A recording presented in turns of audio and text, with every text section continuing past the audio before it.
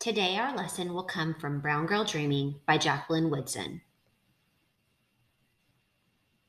Before we start, let's watch this book trailer to learn a little bit more about the book.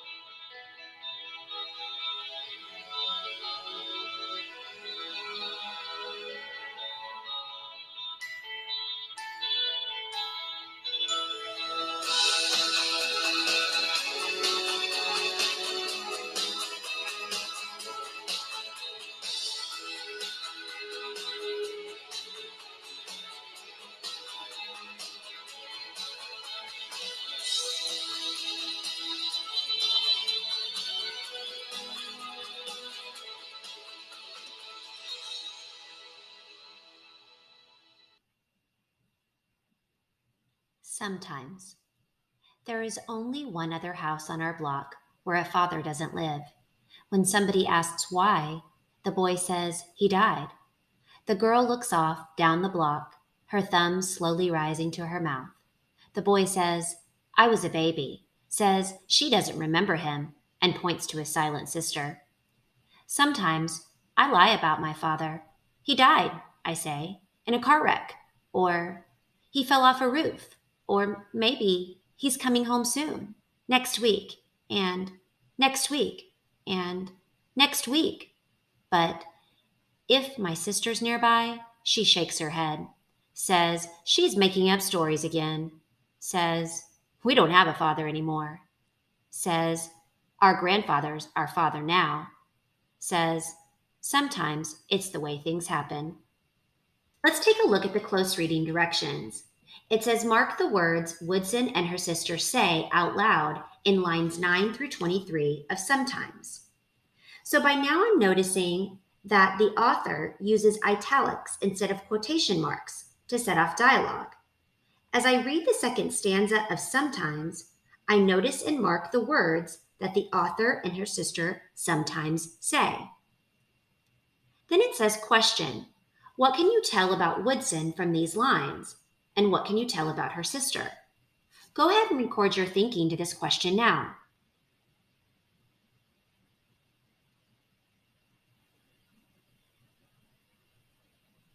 When I reread what the author says, it makes me think that maybe she's sad or embarrassed that they don't have a father. It also makes me wonder if maybe she believes what she says. When I read the sister's words, it makes me think she is more mature, maybe a little bossy and critical of the author. Take a look at the next part. It says conclude. How does this dialogue help you understand the differences between Woodson and her sister? Go ahead and record your thinking to this question now on your notebook paper.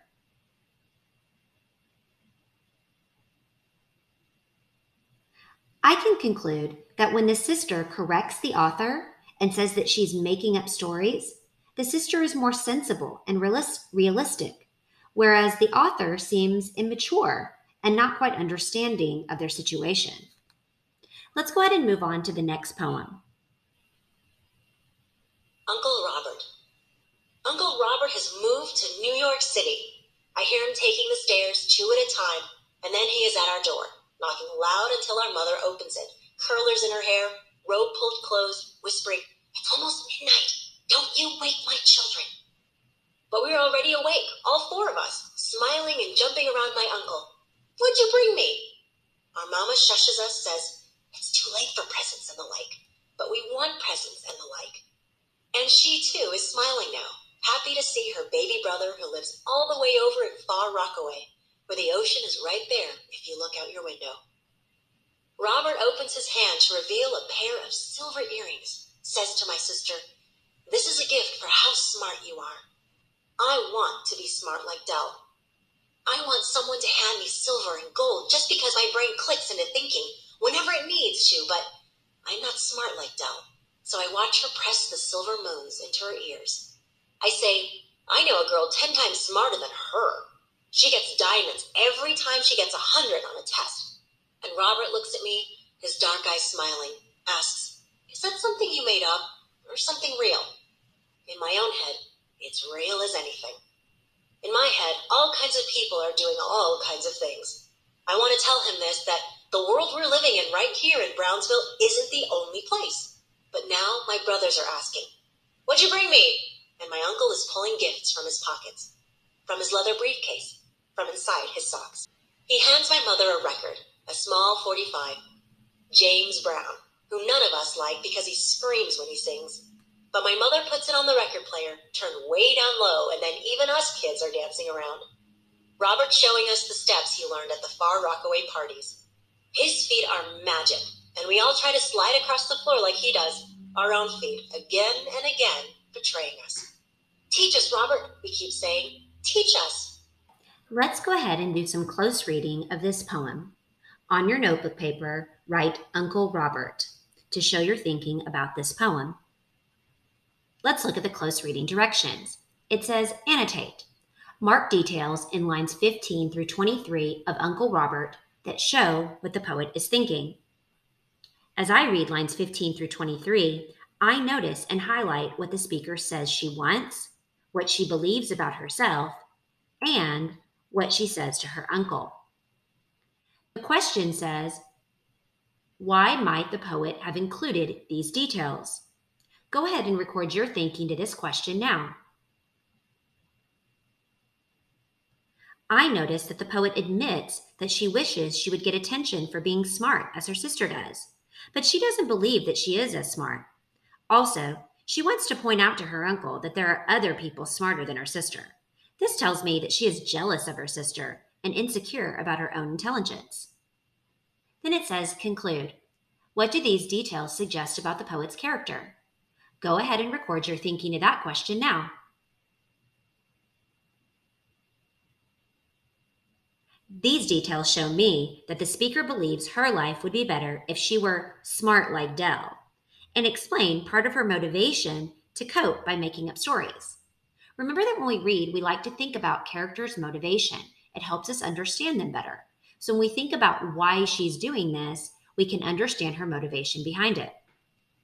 Let's take a look at this poem, Wishes. Wishes. When he takes us to the park, Uncle Robert tells us, "If you catch a dandelion puff, you can make a wish." "Anything you want will come true," he says, as we chase the feathery wishes around swings, beneath sliding boards, until we can hold them in our hands, close our eyes tight, whisper our dream, then set it floating out into the universe, hoping our uncle is telling the truth, hoping each thing we wish for will one day come true. Let's take a look at the close reading directions for this poem. It says annotate. Mark details in lines 4 through 8 of Wishes that refer to things you can touch. Mark other words that refer to things you can feel or think but cannot touch. So as I read lines 4 through 8 of Wishes, I'm going to notice details related to things that I can touch, including the swings and the sliding boards, hands and eyes. I'm also thinking about the things that I cannot touch that include my wishes, dreams, and even the universe. The question says, why does this poet use these different kinds of details? Think here. I think that the poet uses these different kinds of details to connect feelings and ideas to the physical images. So it's connecting our inner thoughts and inner feelings to what we can feel around us. And then for conclude, it says, how do these details help the reader understand what the wishes mean to the children? Go ahead and record your thinking now. Write wishes and then answer that conclusion question. I think that the different details connect the dandelion puffs and the children to their universe. They show how big even a small moment like this can be to a child. Think about the small moments in your life and how big they impact who you are and how you feel about others and things around you. Now let's take a look at believing. Believing. The stories start like this. Jack and Jill went up a hill, my uncle sings. I went up a hill yesterday, I say. What hill? In the park. What park? Halsey Park. Who was with you? Nobody. But you're not allowed to go to the park without anyone. I just did. Maybe you dreamed it, my uncle says. No, I really went. And my uncle likes the stories I'm making up. Along came a spider and sat down beside her. I got bit by a spider, I say. When? The other day. Where? Right on my foot. Show us. It's gone now. But my mother accuses me of lying. If you lie, she says, one day you'll steal. I won't steal. It's hard to understand how one leads to the other, how stories could ever make us criminals. It's hard to understand the way my brain works, so different from everybody around me. How each new story I'm told becomes a thing that happens, in some other way, to me. Keep making up stories, my uncle says. You're lying, my mother says. Maybe the truth is somewhere in between all that I'm told and memory. Let's take a look at the close reading directions here. It says annotate.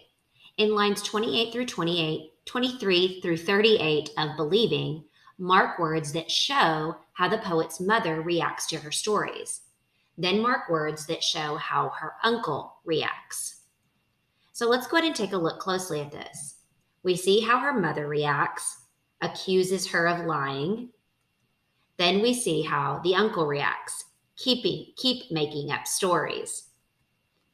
If you take a look at the question, it says, why does the poet include these different reactions? So when I look at this, I'm reading Believing, I'm noticing the poet's uncle kind of encouraging her storytelling, but then her mother's accusing her of lying. Now, I think the poet wants me to understand that in her mind, she isn't really lying, especially since her uncle is encouraging her. Now, on the annotation directions, it says conclude. How does this contrast help the reader better understand the poet's struggle? So, to answer that question, really put yourself in her shoes and think about how the mother saying one thing and the uncle saying another kind of confuses her. What does that help you understand about her? For me, this contrast helps me understand kind of that frustration that the poet feels at receiving these mixed messages. Okay, what I'd like you to do now is go ahead and think back to the poems that we read and choose your favorite one. So we read Brooklyn Rain, Another Way, Gifted, Sometimes, Uncle Robert, Wishes, and Believing. So go ahead and write the title of your favorite poem and write a sentence or two letting us know why it's your favorite. Keep your notebook paper and turn this into your ELA teacher tomorrow.